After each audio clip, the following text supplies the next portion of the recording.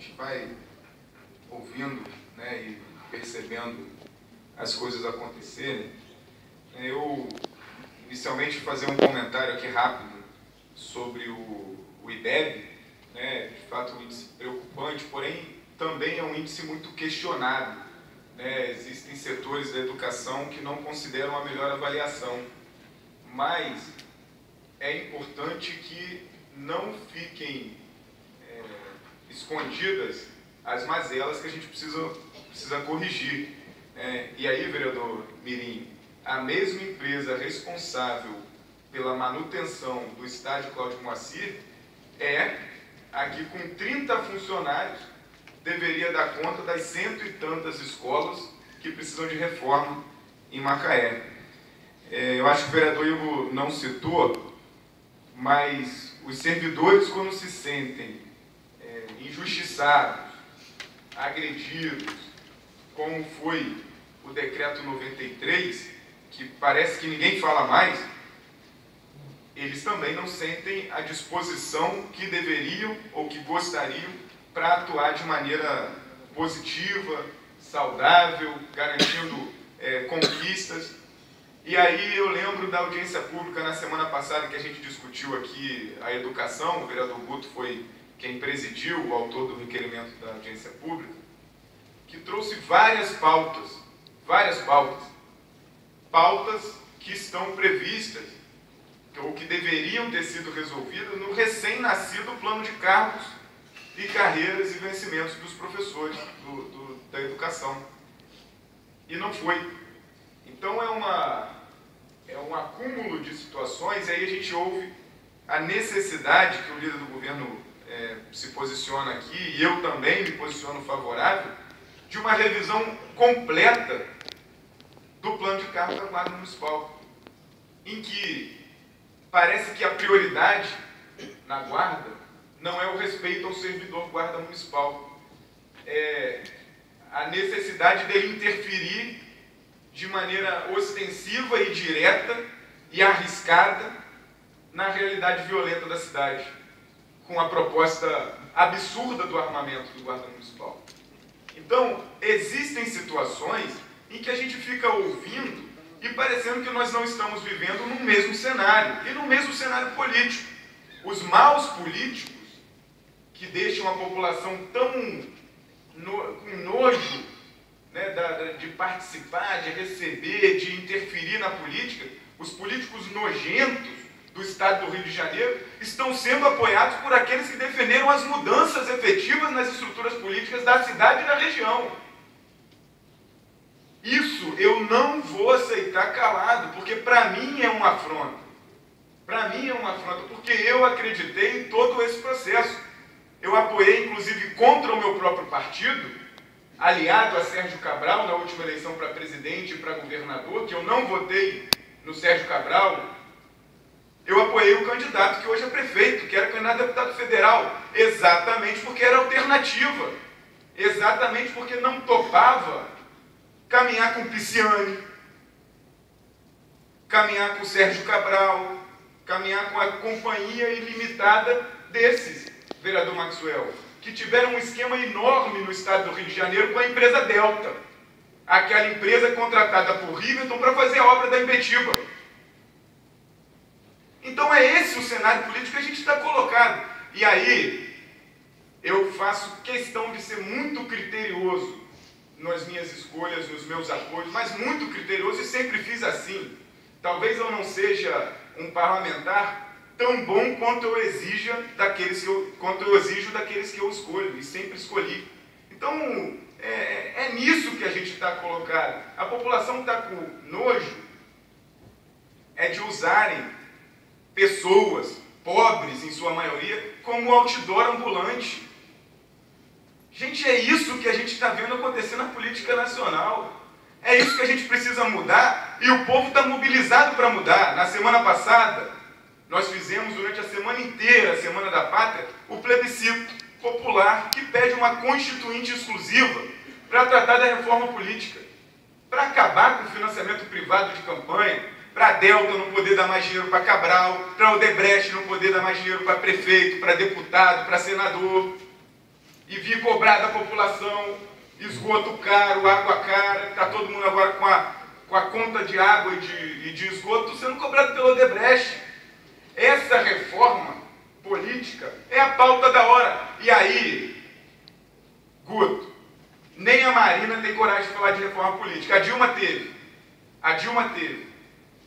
Quem tem disposição de enfrentar as estruturas políticas do Brasil para mudá-las são paralisados por um Congresso Nacional que não representa as vontades do povo. Gente, quem não vê isso, né? Bem, vou trazer aqui, presidente, o resultado do plebiscito em Macaé: 3.900 votos a favor de uma reforma política ampla e verdadeiramente democrática. Mas eu queria trazer uma situação que está me incomodando e que nós precisamos trazer à tona, comunicar, informar. A Secretaria de Comunicação do governo, Aloysio, está cometendo assédio moral e perseguição política contra os jornalistas e servidores da Secretaria. Eu sou jornalista, eles são meus colegas de profissão, e o que está acontecendo lá não é admissível. Não é admissível. É preconceito, é perseguição política, é assédio moral, pessoas que são mandadas para casa por causa da sua forma física, sua estrutura física. Assim, é verdade, vereador. Tinha conhecimento de vários fatos, inclusive esse que o senhor está relatando.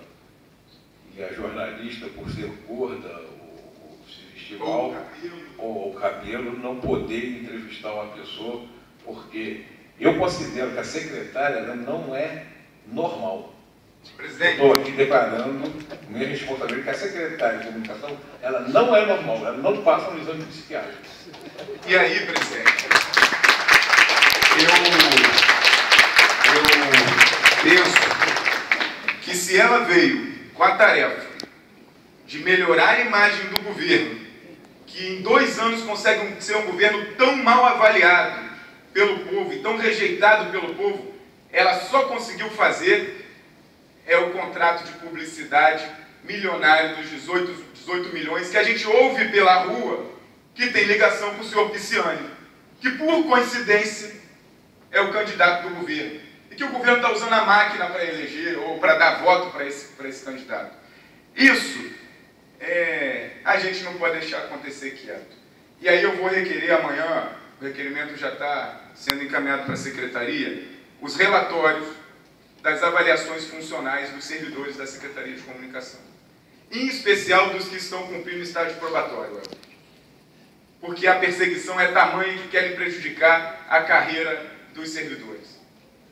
E nós temos que entender que jornalista não ganha hora extra e deveria ganhar. Termina as matérias em casa alta hora da noite, vai trabalhar sem capa de chuva, sem bota, sem condições de trabalho em situações de calamidade e de, enfim, situações de dificuldade da cidade, mas vão sem a estrutura necessária e que o governo deveria dar. São servidores, presidente, são 25 jornalistas que estão com dificuldade com telefone, com internet, com computador, vão trabalhar em casa no final das contas para terminar, para dar conta, sem carro. Os fotógrafos, me parece que agora tem mais 2 máquinas fotográficas, chegou a 3, para 10 fotógrafos. Então, eu não acredito que uma pessoa que veio do Rio de Janeiro, que trabalhou, talvez acredite porque ela veio da Globo, porque ela veio da Globo. Uma pessoa que veio para dar conta de melhorar a imagem do governo, fazer isso com os jornalistas da casa que ela trabalha, que ela comanda, é um desrespeito completo com toda a população, porque no final das contas, quem informa bem a população, por exemplo, a meningite, poderia ter sido muito bem informada se a Secretaria de Comunicação desse conta de informar a população de que maneira que ela poderia se prevenir, combater, enfrentar a doença, e não causaria, vereador Igor, todo o alarme que a sociedade ficou sem informação e sem dificuldade.